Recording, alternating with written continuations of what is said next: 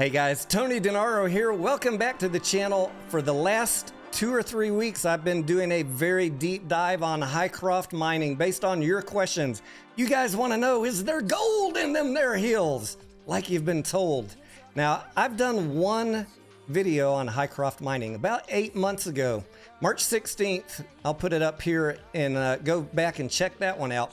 It's funny because in the last 8 months, I've got haters on half the aisle saying Tony Denaro's pumping Hycroft mining. Clearly they've never watched the channel because I've always said it is a long-term, very speculative play in. If you're going to buy Hycroft, you need to wait and get it as cheap as you can to minimize your risk.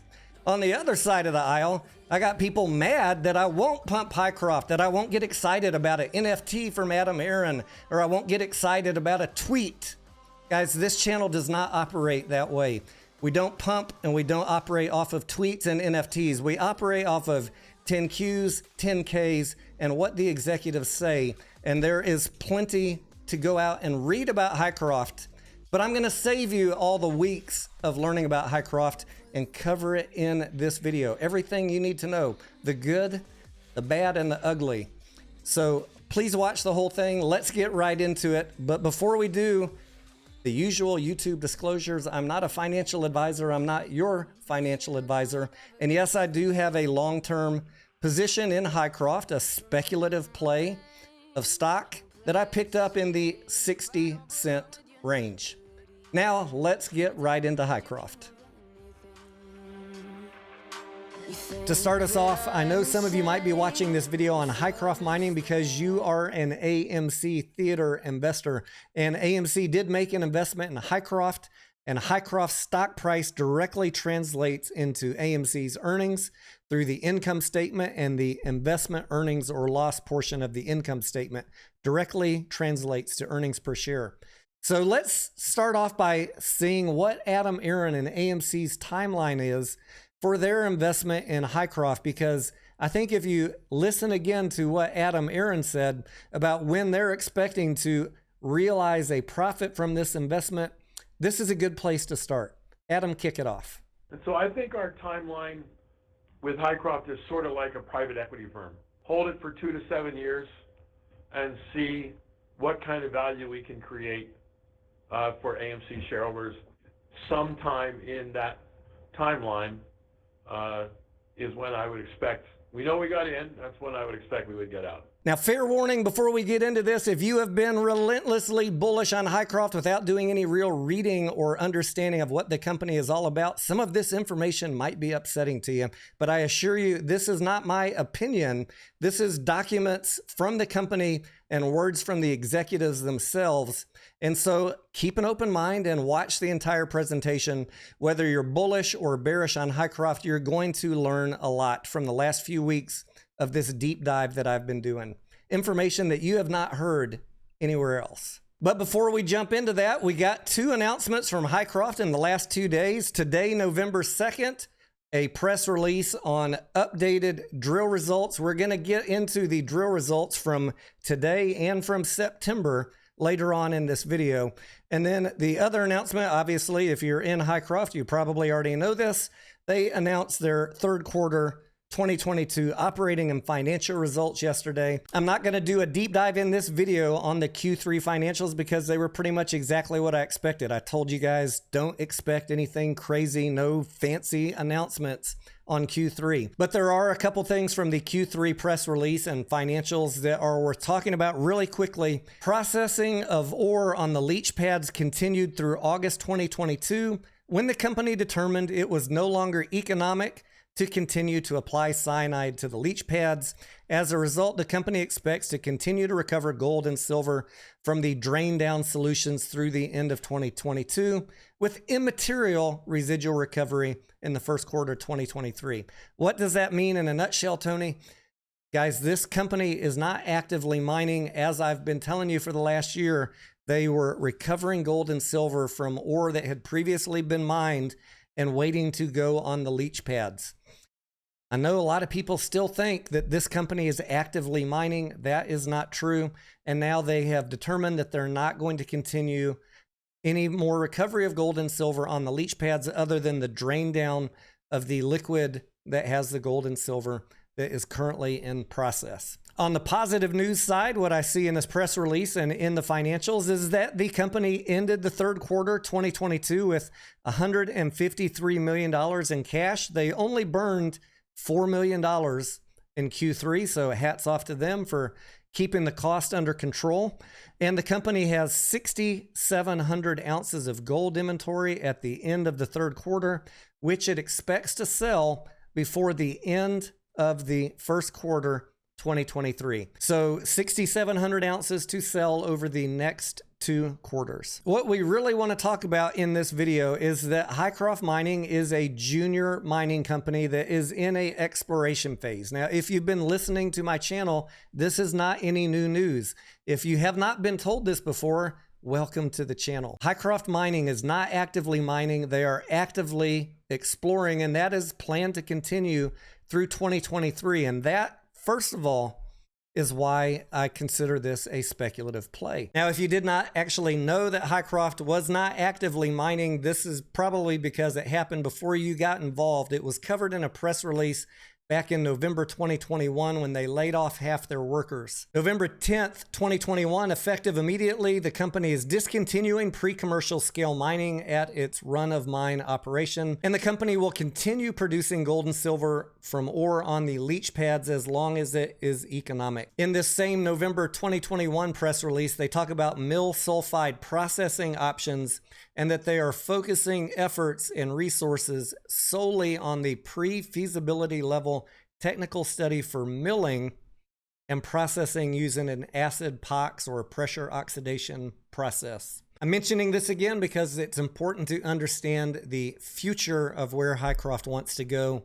and the change in process for this mining operation that they are attempting to undertake. If you are investing in Hycroft Mining as a speculative play, that's cool, but the result of our investment, the speculation, is going to depend on the results of the exploration.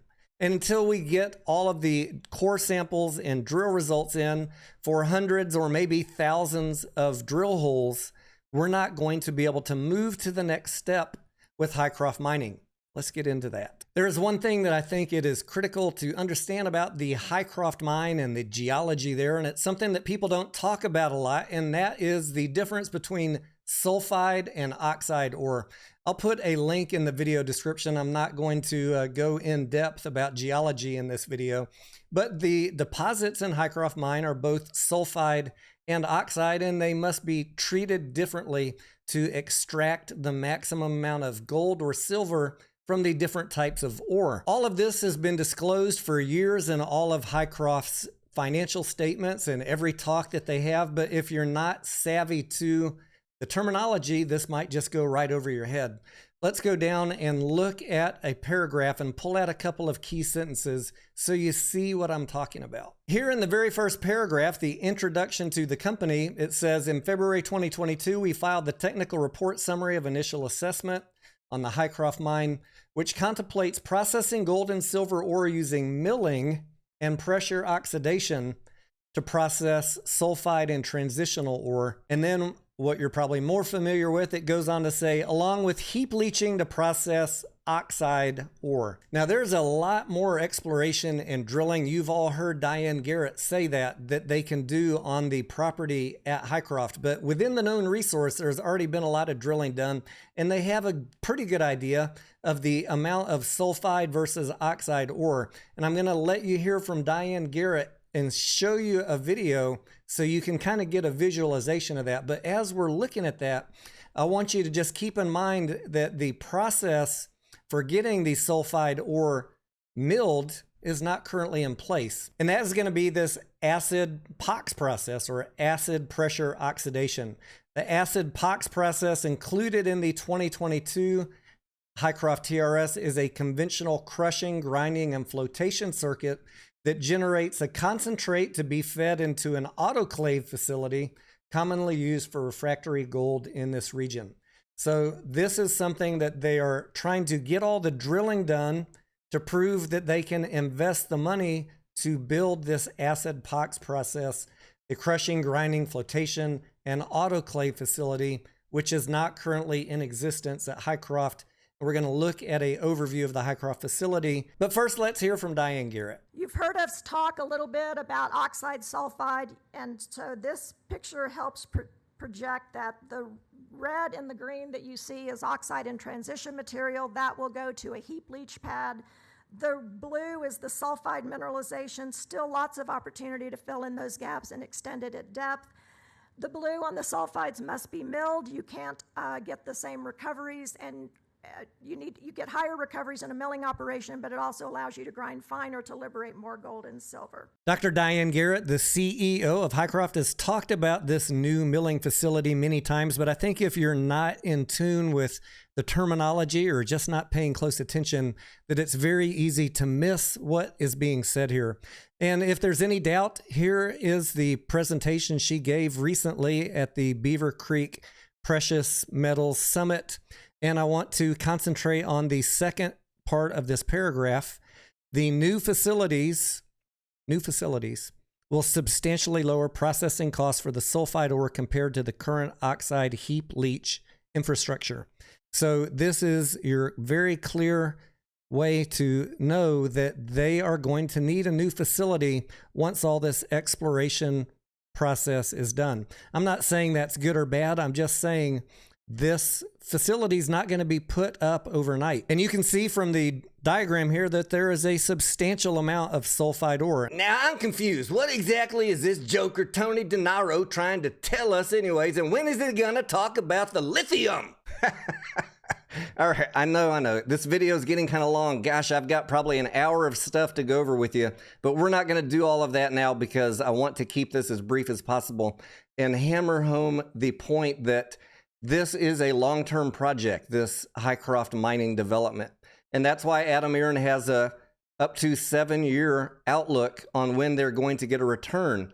You see, they need to do the drilling to prove and extend the minerals that they have access to justify the milling operation investment, which is going to require some future investment, probably after 2023. While they're doing that drilling, as we discussed also in the beginning of this video, they're not going to be doing any mining. They're not really going to be generating any meaningful revenue. So just prepare yourself for that over the next year. It will make you feel better to know that due to the investment from Eric Sprott and AMC Entertainment and the share offering that was done earlier this year, Hycroft Mining has plenty of cash in the bank to sustain themselves without revenue while they're doing this drilling and exploration program. And I don't think that you should overlook the fact that Eric Sprott is involved in this project. If the man is putting not only his company's money, but his personal money into this project, then there is reason to be positive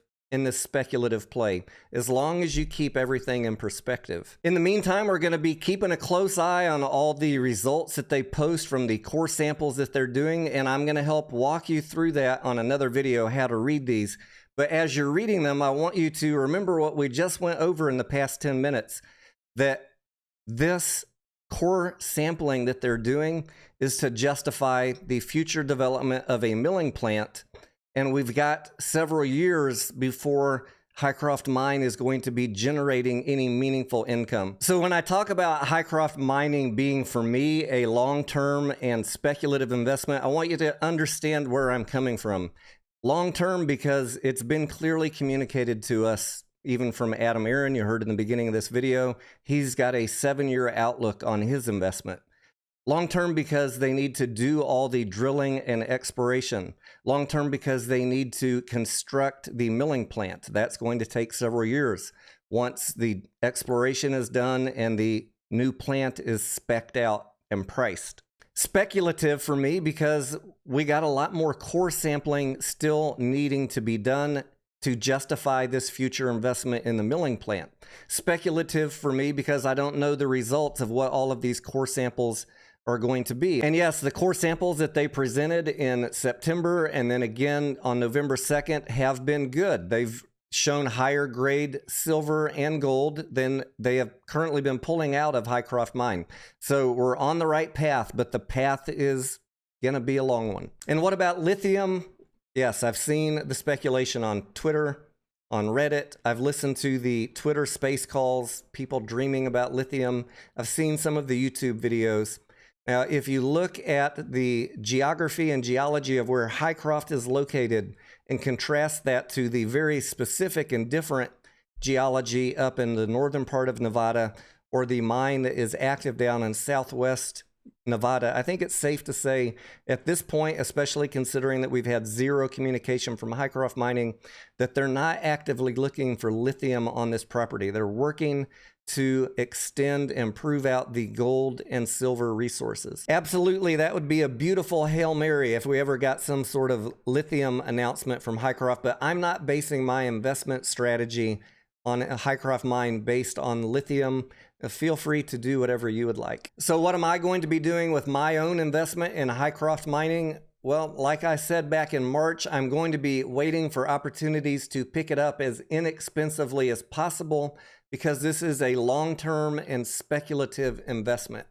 And as you guys probably know, there is currently a delisting notice on Hycroft for being under $1. They need to get back over $1 for 10 trading days in the next 180 days. Maybe there will be some good announcement from core samples that shoots the stock over $1 for 10 days. That's all we need. If not, when that 180-day period is up, well, they're probably going to have to do a reverse split. And we know from observation how that turns out. In many cases, it's not the most bullish thing. Let me know down in the comments if you guys have any other questions about Hycroft or gold mining in general. I would be happy to try and help you. If you got value out of this short little presentation, don't forget to hit the like button. If this is your first time here, again, welcome. Don't forget to buy and hold that subscribe button, and I will see you on the next video. So you wanna go to war with me?